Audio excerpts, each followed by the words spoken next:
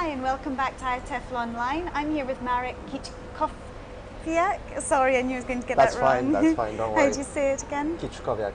Okay, so you're here this week talking a lot about teachers and non-native English-speaking teachers, is that right? I am, yeah. I just gave a talk at the Leadership and Management SIG, and that talk was about equal opportunities and recruitment.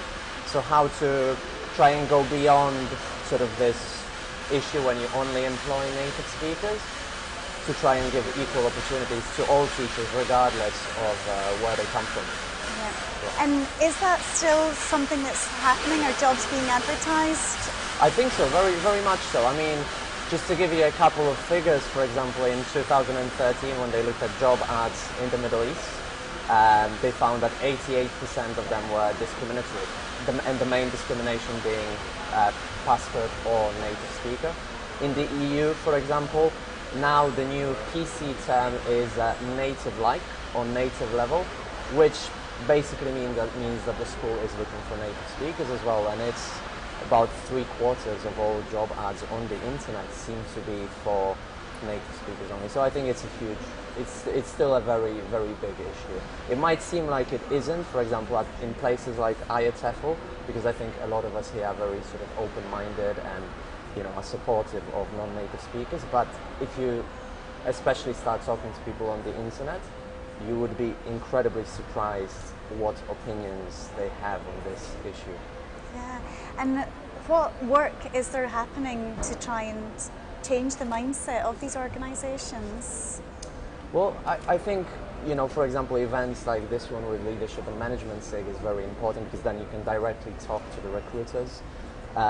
Plenary talks like the one Silvana gave last year, I think that's very, very important, because when you just give a conference talk, then only people, you're basically preaching to the converted, whereas in a plenary you can address a wider audience.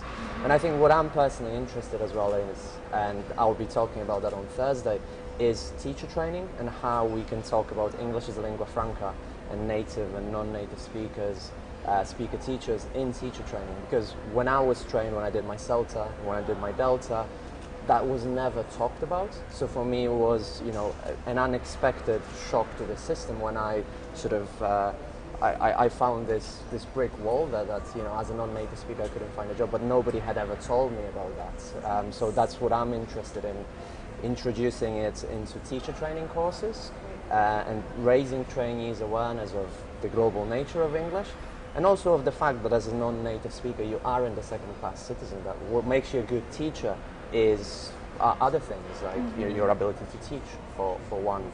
And I would also say what I'm interested in as well is introducing it to the classroom. So practical ideas for teachers, you know, I think we're discussing all sorts of controversial issues with students, so why not discuss this issue? And also why not talk about English being a global language?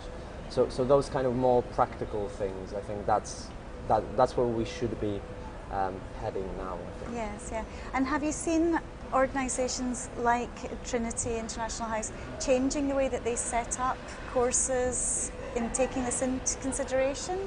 I don't think they have yet, because it's something very, very new and very recent, and, you know, as big organizations, they haven't responded to that yet. But I think there is a need. There was, for example, a very interesting study done by Jason Anderson, who studied CELTA trainees, native and non-native trainees, and it turned out that their needs were very different. Very often, for example, the non-native speakers, they'd already been teaching English, they'd already had degrees from the home countries, so their needs were slightly, they had a very high language awareness, for example, and their needs were slightly different. So perhaps there is room for having a more modular course, or I don't know where there are some options. And I think certainly, you know, we must talk about the international nature of English, because this is where English is going. If we don't talk about it, then I think we aren't preparing teachers adequately for it, and then the teachers aren't preparing the students for the English out there. And when you're talking about being a global language, you're talking about it having many different iterations and not just being one rule that's fast set. Is that? Yeah, I think so. I think what matters is, for example, in terms of pronunciation teaching, for a very, very long time, and still now we've always been thinking in terms of either American or standard British English pronunciation, right? But I think, you know, what matters is being intelligible. Whether you sound Polish, Brazilian, Chinese, or from Newcastle, that doesn't matter as long as you're intelligible to other people, to an international audience.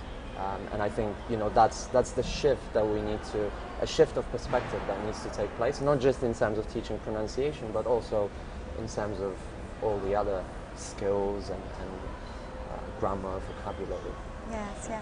And then what kind of reaction did you get today at the leadership SIG when you talked about recruitment and how this is such a consideration to take? I think it was a very, very positive reaction. I think in many ways, as I said before, that you are in a way preaching to the converted. Most of those directors of studies that came here today are very supportive of non-native speakers. They're interested in equal opportunities. But they do find that very often the hands are tied, because sometimes the way the agents sell the courses to the students who then come to the UK to their school is very different from what the school offers. The school offers a very diverse staff room, but the way the agents have sold the course is that they will have classes with your typical white, Western-looking native speaker. So there's lots of different issues on the table there. So how do you then reach out to people like that, then the marketing people that are still thinking that's the way to sell courses?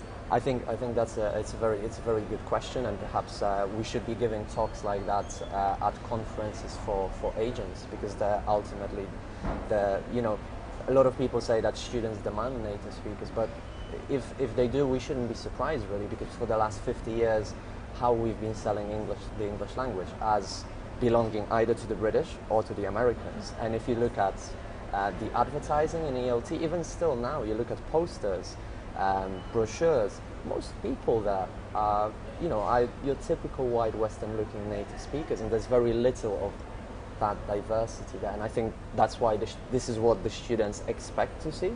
When they see something different, it clashes with their expectations. So I think it would be very important as well to reach out to those agents. How?